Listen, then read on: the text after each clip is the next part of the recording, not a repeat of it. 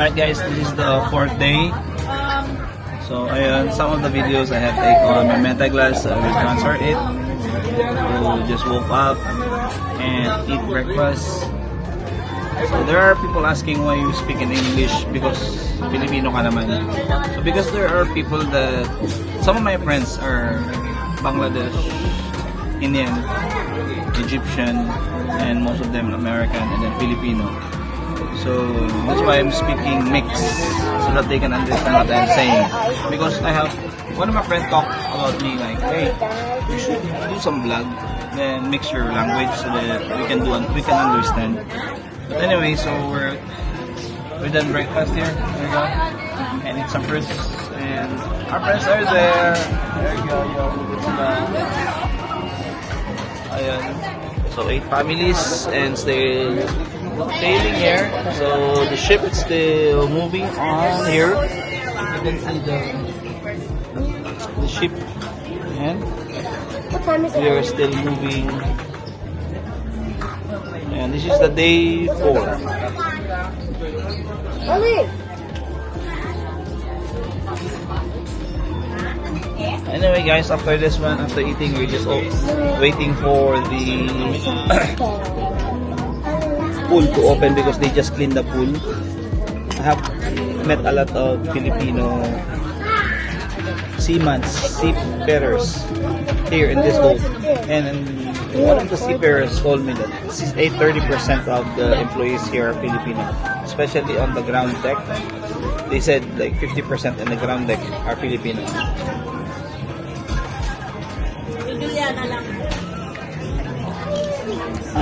Tip lang, kung mag-cruise kayo, there are tips lang naman na mga konti. Iwan, magdadala ka ng lanyard nyo, lagyan ng ID nyo. Kasi top lahat ng ID, lahat ng records nyo nandito. May babayaran kayo nandito. I-charge nyo sa room ninyo. Lalabas na. Lalabas ka ng barko, dalahin nyo to. I-check nila to. Para ito yung passport nyo. You need to bring your passport, your green card. Like us, green card pa lang kami. Nadala namin. But still, paglabas ng barko, ito lang hinahanap nila. Pagdating namin sa Mexico kasi hindi naman kami nalaman ng green card at passport. Kasi ang pakialam. Anyway, so mangyayari, magdadala kayo ng mga bring some dollars. Okay? Like $1, $5 and $10.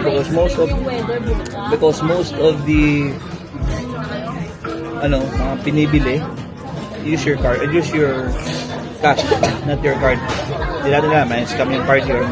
There are fraud activities on the outside the ship if you're gonna go on sa mga island kung saan kayo pupunta.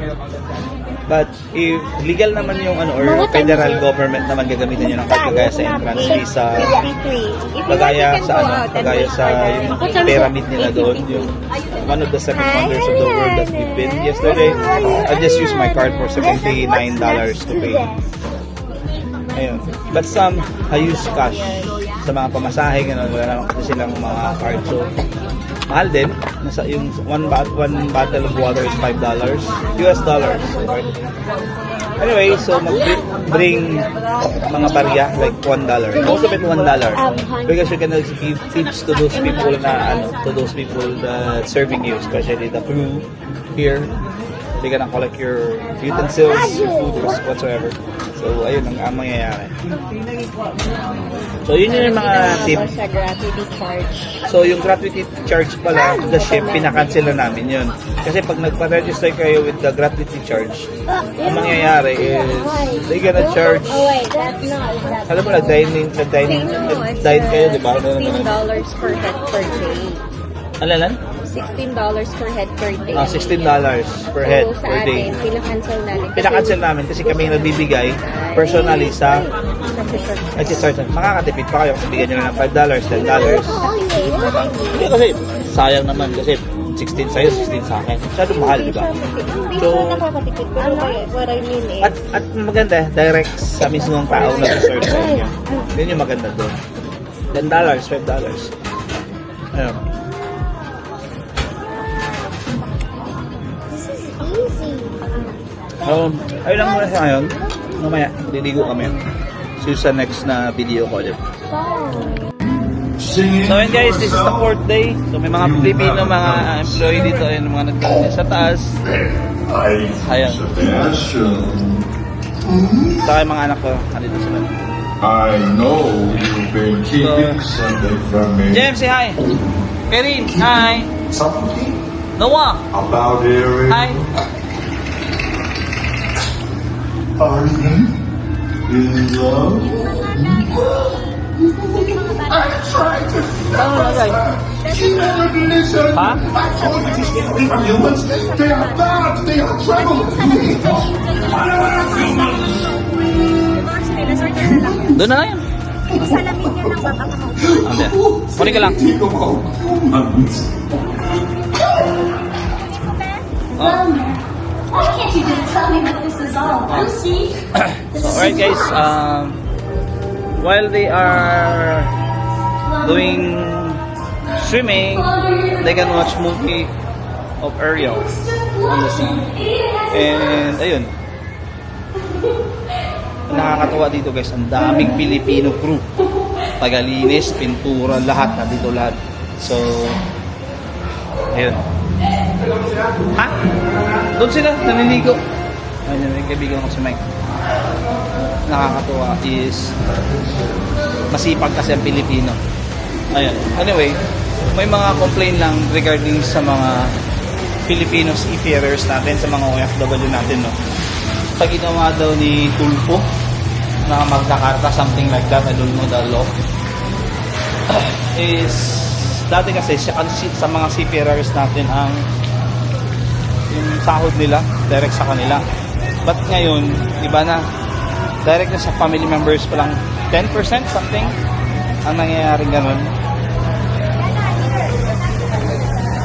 10% yata yung 10% yung Pilipino, kuya? Yung Pilipino?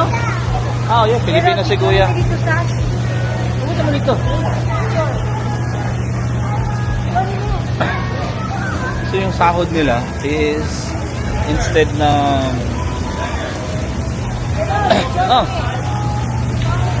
mapupunta sa kanila, binabawasan ata from company direct na sa family. Kasi daw yung mga manlolokong seaman, pero hindi naman lahat manloloko. Di ba nagtatrabaho ng maayos? Kawawa sila guys, no? Ayun, kawawa sila. Anyway, take ako ng video mamaya. Try natin mag-interview ng isang Filipino seafarers here kasi may mga complaints sila with regards sa salary nila. So, ayun. Ito muna tayo.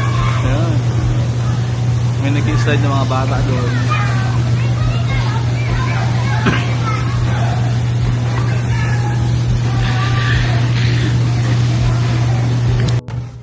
So ayun guys, may mga nakausap ako mga Filipino seafarers. Ito okay lang ba video kita kuya? Yes, sir. Ayun, so si kuya taga Pangasinan. So mga na-interview ko sila with regards sa trabaho nila dito. And kuya, okay lang ba video kita? Okay lang. So ito naman si kuya. Saan ka rin ka? Iligan. Oh, Bisaya, taga Iligan. So yes, mga seaman, mababait ang seaman. Hindi lahat ng seaman loloko. Tandaan nyo yan, no? So it's because ngayon ang seaman sila na ang niloloko. Kasi yung mga sahod nila direct na sa family members nila. Ilang percent lang nakukuha nyo? 20%. 20% ng sahod nila nasa pamilya na nila direct. It's because of ginawa ni Tulfo na batas with Baliktad, sir. 80% yung nasa kanila. kaya nga, sabi ko nga, 80% yung nasa pamilya. Nagbabayad sila ng PhilHealth nila. Magkano ang PhilHealth nyo? Or two. Oo. Alin? Mag-slide kayo? Ayoko na. Anyway, mamaya na. Ayun, nandun sila yung mga tropa sa baba. Nagbabayad sila ng PhilHealth nila, 4,200. Yung isa naman na interview ko kanina, 5,000. Yung isa na interview ko na nagbabayad ng 5,000 monthly na hospital yung anak. Guess what? 9,000 pesos lang ang kinaltas sa PhilHealth, di ba? Nagbabayad ka ng 5,000 monthly tapos na hospital yung anak ko, 9,000 lang. Ayun. So, yun, kawawa mga seaman. Akala nyo, ang OFW, hindi na kasi ako makonsider na OFW kasi immigrant ako. So, ang OFW ang bumubuhay sa Pilipinas. Kagaya ng mga kababayan natin na to. 80% ng sahod nila, 12 hours sila nagtatrabaho dito, padala sa pamilya. Paano pag nagluko yung asawa? Di ba? Sila ang kawawa. 20% lang sa kanila dito. Ayun. So, sana yun ang makita ng gobyerno natin na bakit ganun. But anyway, alam na natin ng gobyerno natin. Pinabawasan, bawat 5,000, 4,200, di ba? Mahal, di ba? Anyways, ayun. Maghahanap tayo ulit ng mga Pilipino na pwedeng pagtatanungan natin dito. So, ayun guys, thank you for watching sa mini vlog. And then some information I will be detail on my next video that will be on the next day or maybe this afternoon. So, ayun, let's enjoy the show na muna dito at whatsoever will gonna happen here. At saka mag-interview tayo. Yun lang muna guys. So, ayun nga guys. Ang daming Filipino seafarers, paulit-ulit lang. No? But anyway, ayun nga, galit sila. Halos lahat na nakausap ko, galit sila sa ginawa ni Tulfo sa Magna Carta na law. Sinasabi nila it's because of the law. Instead na sa kanila mapupunta yung sahod, ang nangyayari kasi sa sahod nila guys, direct sa family. So, anong gagastusin nila pag nandito sila sa barko? What I mean to say, paano pagbababa sila? Yun ang ang mangyayari. And then, mayroon din mga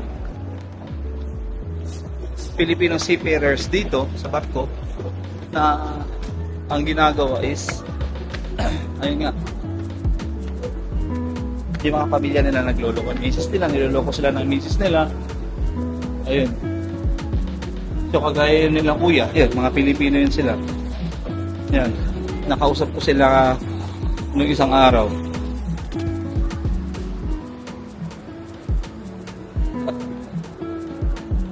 So, ang mangyayari niyan is yung mga misis nila magloloko. Okay lang pag matino ang misis. Alam mo yun? Tapos ng mga ibang mga Pilipino naman dito. Ito naglilinis, mga Pilipino to. Ayan, mga Pilipino yun sila. Tapos yung nakilala ko naman kanina. Iba-ibang kulay, iba-ibang kulay, iba-ibang trabaho.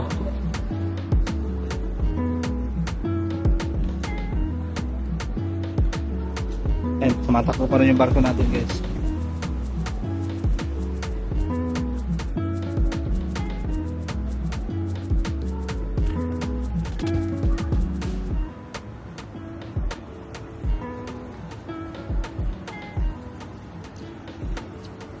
Pag tumatakbo, naglilinis yan sila. Mini-maintain nila yung barko every day.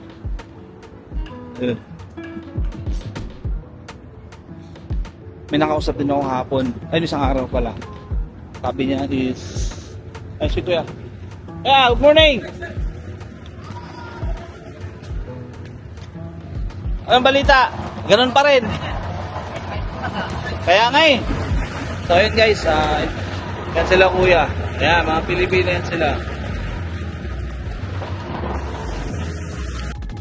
Alright guys, so we are in the middle of nowhere in Gulf of, supposed to be Gulf of Mexico, but now it's Gulf of America. But anyway, there are some tips if you're gonna ride on the Disney cruise. Number one, bring your own lanyard because you're gonna put your card here, the Disney cruise, where you're gonna provide this one to you. This is your identification on and off the ship. So next, you can bring 6 per person, 6 bottles of beer, because the beer here it's so expensive. It's gonna cost you $9 each beer. So if they allowed you to bring 6 cans of beer and 1 bottle of wine per person. So anyway, I just bring mine, and there we go. We are here. So time check, it's 3:10 in the afternoon. The weather it's 85 degrees Fahrenheit. So some of my friends there mixing basketball playing. So those are a little bit of tips. And what else? Like, arrive in the receiving area. If your time will be 1 o'clock in the afternoon, arrive at 10 o'clock in the morning. It's because they're gonna call out at 10:30. So they're gonna call out like 2 to 3 hours before. They're gonna fall in line. You're gonna fall in line with your time because they're gonna give you the time that you will be disembark on the ship. But anyway, those are the things that basic things that you will know and you will notice on this ship. And what else? Yeah, and one thing, if you don't want to give the tips because there is a tip or they're gonna charge you $16 per person per meal on the person that will be serving you, as my wife and I did, we canceled those and then we bring some dollars like $1 and $5 for the tips, because you're gonna give personally the tips to the person you will be handling you. So here we go. I'm just gonna tour you in front of the ship. So this is the 9th floor of the ship. I'm in front of the ship. So this is the recreation area that they have. There we go. And there is also basketball court here and table tennis. And in this side, yeah. Okay, so ayan. That's it. That's the basic thing that you will need to know here. So yeah. So subscribe, like, and share on my channel. This is just the basic tips on riding a cruise ship with a Disney cruise. So this is Disney Magic from Galveston to Mexico. See you. Thank you. Bye bye.